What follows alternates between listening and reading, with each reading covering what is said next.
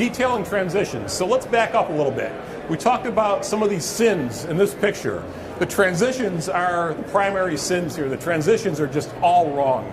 There's no transition in this picture that is right, quite frankly. Nothing. So let's start with, you know what, let's start with dressing the window. But this is where you guys are going to probably run into some challenges. Because here's what we have going on here. We have a half-inch sheetrock or drywall up here, and as Ben was just tapping on, then we have 3/4 inch beadboard down below. How do we detail that transition when we have a window that interrupts that? What's going to be the jam width of our window? We got a 1/2 inch rock plus 1/2 inch rock. What's going to be the jam thickness or the wall thickness? 4 9/16, right? That's what we're going to order our windows at, right?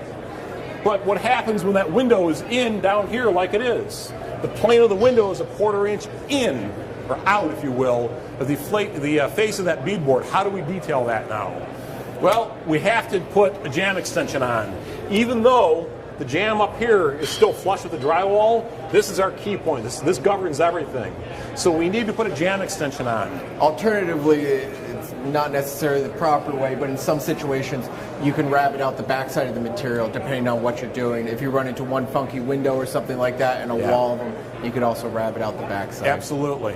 Most guys aren't going to take the time to do that. So our solution is to put jam extensions on. Remember, we've been talking all morning about shadow lines and reveals. This is another situation. Can you point out the shadow line or the reveal there? You don't ever take jam extensions in this situation and put them flush with the jam of the window. It doesn't look right. I know, you're looking at me like, who would do that? We've seen it time and time again, and it looks hinky. So put a 1/4 inch offset there. Be consistent. Use a 3/16 reveal, 1/4 inch reveal, offset, whatever you guys want to call it, shoulder, but be consistent. Pick one and stay with it for the entire project. So we're going to actually go ahead, we've got the jam extensions on, and we have two different things going on here. Depending on the area that you're working in, you may run into this situation where you have a traditional stool and apron and then a casing detail. Where do you guys start when you trim a window? Out of curiosity. You start at the stool or you start at the head? You start at the stool? Stool? Stool? You? Stool. Stool? Okay. I'm curious. Some guys start at the head. Not every time, though. There are situations where I work from the head down. Go ahead. Let's just go. Because, again, we have a different method. And, it's not right, not wrong. It's just different. So what we have here is we have our window stool. You might call it a sill. We have our window stool that's been cut. And you're going to notice something about this. You're going to notice that it actually laps onto the casing on the right. You see that? This is one of those scenarios where, as I said, we've got two different examples going on. The left hand is traditional stool and apron. The right hand is really kind of a cool historic detail I found in a pattern book years and years ago. And that's where the casing legs come down and rest on plinth blocks at the floor. It's really neat because what you end up with is this little paneled effect under each and every window. Oh, nice. It looks really cool. Right into the airspace. What'd you do? Oh, I shot right into the airspace. Oh, excellent. Yeah. You can also use the 18 gauge for that if you'd like. Doesn't matter. It's already plugged in. We've pre-assembled the stool and the apron. And actually, I'm sorry that we did that, but that's okay. We generally pre-assemble the stool and the apron whenever we can. So here's another thing to keep in mind. When you do this, what we try and do is we try and pre-assemble as much as we possibly can on a bench. Again, more for production and efficiency. The whole concept of holding a piece of trim in place and nailing it, and you almost never get it like just right. But here I can actually get it just right when I'm working at a workbench. One of the best things you can do, and I learned this from my father years ago, and was always taught to assemble your window and door casing on a bench. We literally make everything, the whole assembly, extension jams, casing, stool, aprons, scotia moldings, whatever, back bands, all is one unit, glued, screwed, biscuited, clamped together as one cohesive unit, and then install it in one shot. And it really does make a huge difference in the quality and the speed at which you can work, because now you're not sitting here trying to hold this piece and hold your level and reach for the nail gun. You pull the whole thing in, one shot, couple of tacks, and you're done. There are a couple things about that. We take the same approach. For one, you can use clamps. For two, you can use glue and hidden fasteners. You can pocket screw that from the back. You can use biscuits, you can use splines, you can use dominoes, you can use whatever you want. You can reinforce all the joints. You can't do a lot of that when you're assembling on the wall, on the flat. So let's talk about this whole detail, because we made a mistake here. I made a mistake a couple days ago. I've been talking about shadow lines, right? How important they are. So here we've got a traditional stool and apron. We're starting there, and now we're going to put a scotia. You guys call it scotia or cove molding? Cove. Scotia, cove. Scotia, cove. Thanks. So Cove. here we have a 3/4 inch scotia or cove molding that we're going to install. So let's go ahead and do that. You're going to notice something. First off, you're going to notice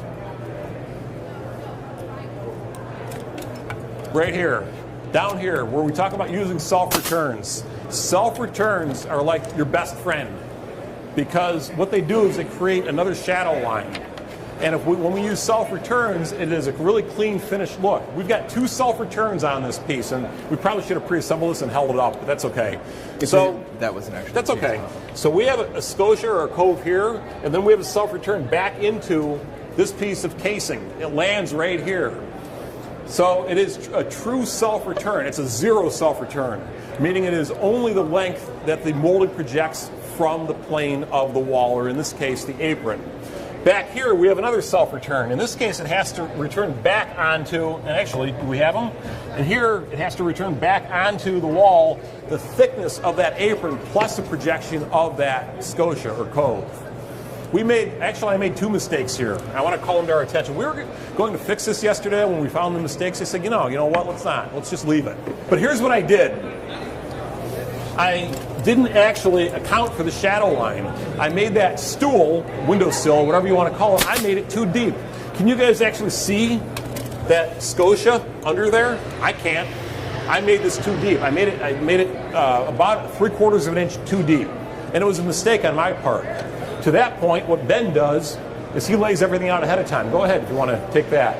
Yeah, a lot of times if I'm coming into a job where I have a whole house to trim out, especially if it's complicated, built-up molding assemblies, before I even start anything in the house, take any measurements, I'll make a mock-up of the whole molding assembly with the apron, with the stool, with the scotia molding, with the casing, with the baseboard, with plinth blocks, whatever it is, and set it on my bench. And I'll make it accurately, because now it's something that I can set in front of myself and I can look at as I'm working. So you might be in the middle of the day waiting for lunch, customer just called, annoyed, and you're trying to remember what's that, reveal that I need. It's right there in front of you. You can look at it, you can measure off of it, you can see how pieces come together. So you literally assemble everything, is that right? So you have all the layers? A small mock-up. Yeah, I usually make a small little mock-up, and it doesn't have to be something perfect, but as accurate as possible, and I'll keep it there as I work.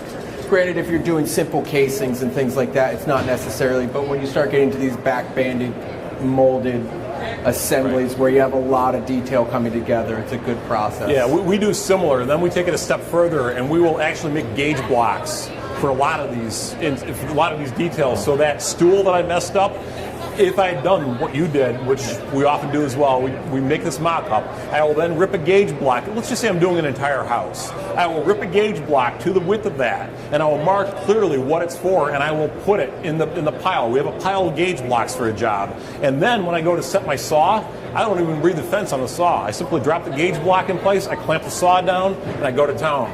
And if I forget to cut one stool, or I miscut one or 2 or whatever down the road, I can go back and take that gauge block and drop it in there, and it's going to be consistent. To that point, it's also good to always mill all of your components at the same time. If you can. If you can. Right. If you're on a job site, always try and make all of your casing, make all of your stool, make all of your pieces at one time so that they're all consistent and repeatable. Okay, so I talked about the mistake of making that stool too wide. There's another mistake in here, although somebody came up after the presentation yesterday and said, you know what, you're actually right. I still don't feel this is right. So there's a bit of debate here. Here's the other thing I did.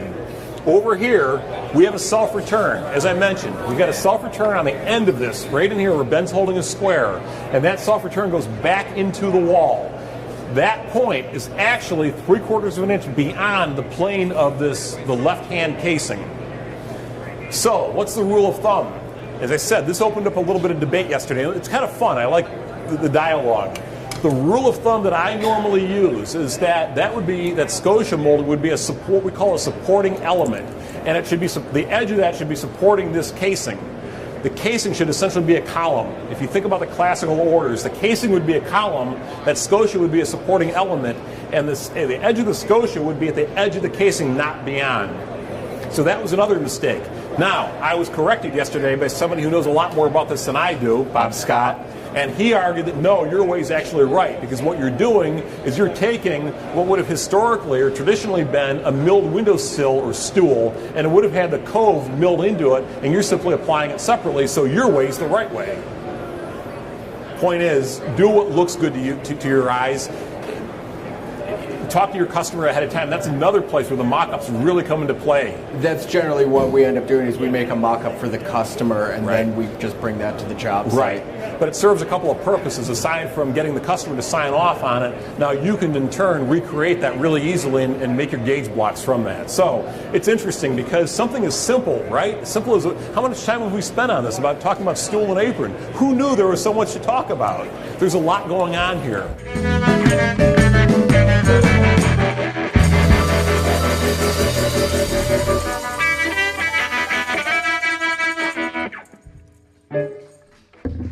Yeah, thank you.